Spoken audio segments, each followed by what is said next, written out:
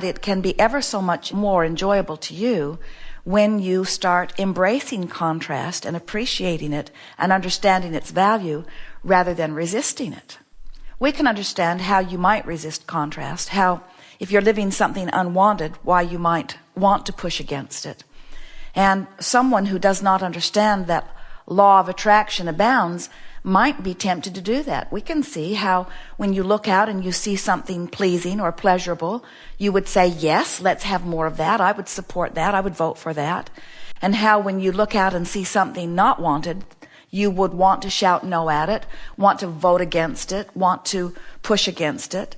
There's a war against cancer, a war against drugs, a war against terrorism, a war against teenage pregnancy, a war against AIDS, a war against all kinds of things, and all of them are getting bigger because in this attraction-based universe, there is no such thing as exclusion.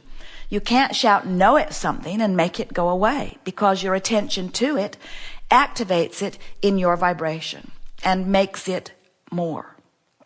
So, not understanding about law of attraction is the reason that many people weigh the pros and the cons and the pluses and the minuses, and when they conclude what they want, often they talk more about not wanting something else than they do about what it is that they do want.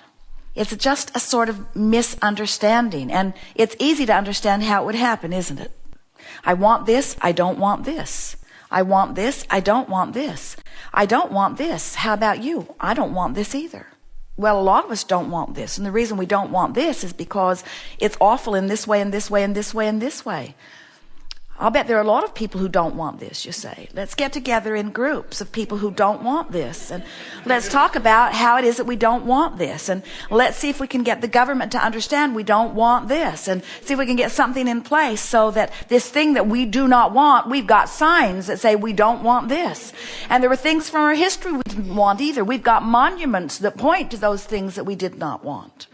And there are people, historians especially, who will tell you that if you do not explore your history and really determine the things that you do not want, you will be sure to repeat it. And we say, actually, the opposite of that is true.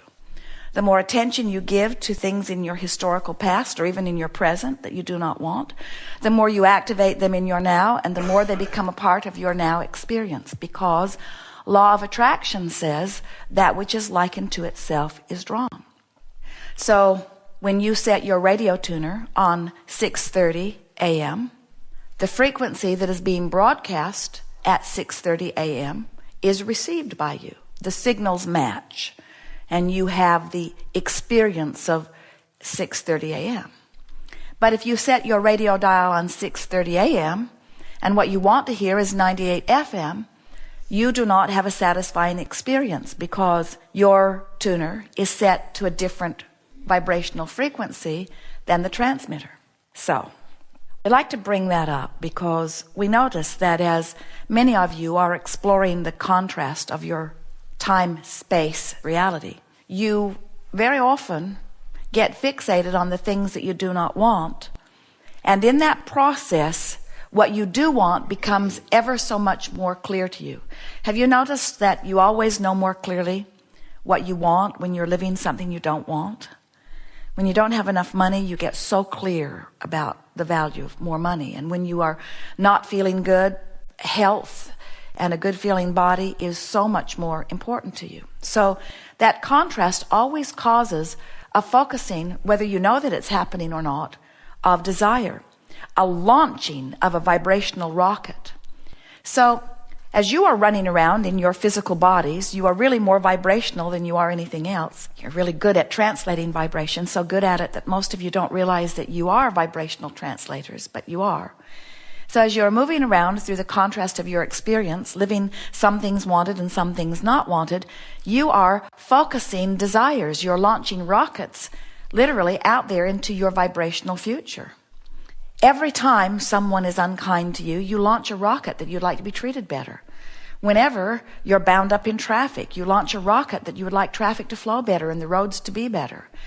Anytime you have any experience, no matter how broad or narrow your exposure to experience, you are launching rockets of desire. And every time you do that, whether you are able to speak it in words or not, those preferences are heard and understood by source energy and answered.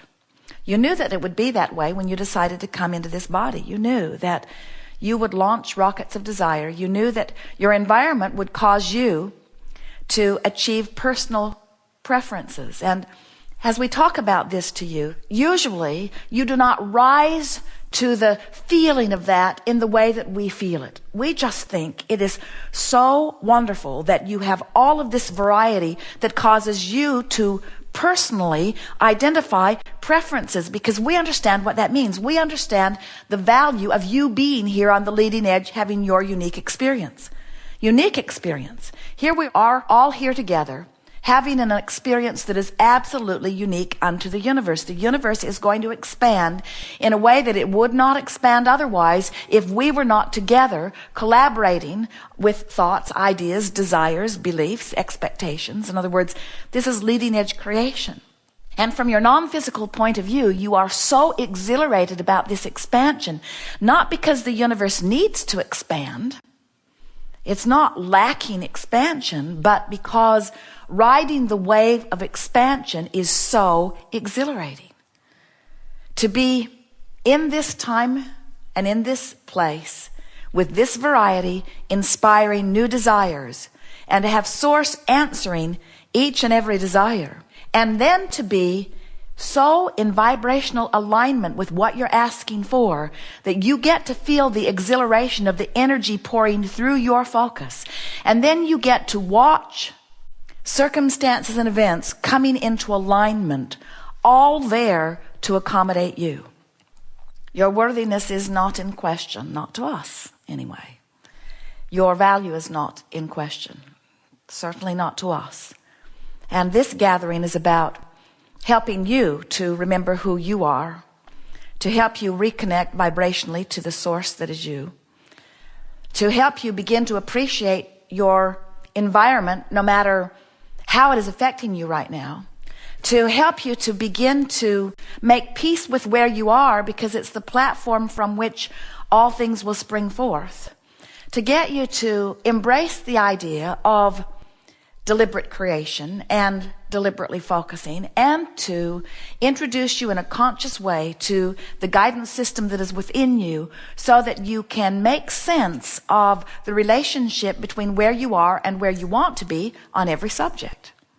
So the big question that we hear from so many people is, how can I have been offering a vibration and not knowing I was doing it? Because nobody's been talking to me about my vibration. They've been telling me what I need to do to make them happy.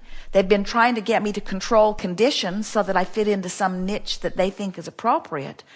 And there are endless people with endless ideas about how I should think and what I should do. But I did not know about vibration. And so I've been thinking about lots of things. I've been sloppy with my thoughts. I've activated all kinds of things, some that I want and some that I don't want, but I don't have control of my vibration. And now look what's manifested. And you're wise when you begin to understand that what you're thinking and feeling and what's manifesting are always a match. Always. Nobody ever lives something that is apart from what they are offering vibrationally. That's why we and so many others are telling you, you create your own reality. Seth said it first. Jane Roberts translated Seth's vibration. You create your own reality. Nobody creates your reality but you. And the reason you create your own reality is because you look around, you focus on things, you activate vibrations which equal your point of attraction, and law of attraction matches it. So if you ever want to know how you're vibrating or what your point of attraction is, just look at your life. It matches it exactly. And if you want something to be different, you have to offer a different vibration. So that's what we're going to talk about all day here today. We're going to offer you as many techniques as you are willing to listen to help you understand that you can offer a vibration if you decide to. But the most important thing that you have to come around to really fast is, if you're going to be the deliberate creator of your own experience and therefore in control of your own vibration, you have to decide that nothing is more important than that you feel good and that you will be aware of how you feel. And It sort of goes hand in hand. You have to decide that what other people think about what you're doing has to be less important than how you feel. Because you can't listen to all those other people and have a clear, quantifiable journey about which way to go. Just think about how it goes when something is not the way you want it to be, and 4 or 5 or even 1 or 2 people who are important to you give you their idea about what you should do, and no 2 of them have the same idea. And the more people you listen to, the more confused you get, because they're speaking about your experience through their framework of experience, and they have no idea what your vibrational mix is. And so it's so easy to get confused about which is the right direction. It is our desire to do the best sales job that Esther has ever been able to find with words that match the vibration of our meaning, to help you remember that you are worthy, that you are powerful, that you are creators, that you are good, that life is supposed to be good for you, that life is supposed to be fun, that you can move yourself vibrationally if you want to, that you can understand your guidance system, that it is alive and active within you, that you have the ability, if you are willing to care about how you feel and you're willing to feel your way up the emotional scale, that you can get to a vibrational place where any desire that you have hatched, and there are many of them, can come to you. We do want to say to you that you'll never get them all done, because as quickly as you manifest one, you'll hatch another. In other words, it is the eternal nature of all of our beings. You would not plan your vacation itinerary and say, I'm going to go here, I'm going to go here, I'm going to go here, here, here, here, here, here, here. Let's see all of these places, and then I'll come back home. And then you look at it objectively and you say, wait a minute, I'm going to do all that and come back home, and I'm already home, so why go? You don't go on vacation to get it done. And you didn't come forth to create this and this and this and this and this and this to get it done. You came for the fun of creation. And if creation isn't fun for you, it's because you're wanting things that you're not lining up with. And we know that's not fun. When you want something that you're not letting in, you've got a tug of war going on inside of you. And we know sometimes you say, I wish that I had never come to wanting this thing that seems to defy me, because I'm miserable now in its absence. I wish I hadn't met her. I wish I hadn't met him. I love him. He won't come to me. I'm in misery because this person I want will not come to me. You must find a way of feeling good about the things that you want. And when you do, no matter what it is, it will come to you. It is amazing to us that humans can get so sideways of the guidance system with which they are born that they can actually lose sight of what seemed like a fail-proof system, that good is good, that when it feels good, it is good for you, and that it is representing good. Not many of you lay on the hot stove and feel the pain of it and say, it's just what our family does. My mother laid on the stove, her mother laid on the stove. Our church teaches us to lay on the stove. We are taught that if we lay on the stove enough, that we'll go to heaven. You don't do that because there's enough discomfort in laying on the stove that every instinct in your body wants to pull you away from it. And we want you to activate within yourself your awareness of your own guidance system, so much so that when you stumble into a thought of self-condemnation or condemning of someone else, that you draw away from it, just like that hot stove, that you recognize the inappropriateness of that thought in terms of who you really are, because it just does not feel right to you. You can just feel that it's not who you are. You probably remember the first time that you got together with friends and talked negatively about another friend. Esther can remember it vividly. She remembers her body shaking. She remembers trembling in the middle of it. She remembers the moment. She remembers the faces. She remembers the discussion. She remembers the discord. And it bothered her more the first time than the second time. And it bothered her more the second time than the third time. And it bothered her more the third time than the fourth time. And then after a while, she didn't mind laying on that stove so much because everybody around her sort of laid on that stove. And little by little, she lost track of the sensitivity of who she really is on that issue. In other words, she became socialized or integrated into the way society approaches things and lost sight of the way she, as God Force, approaches things.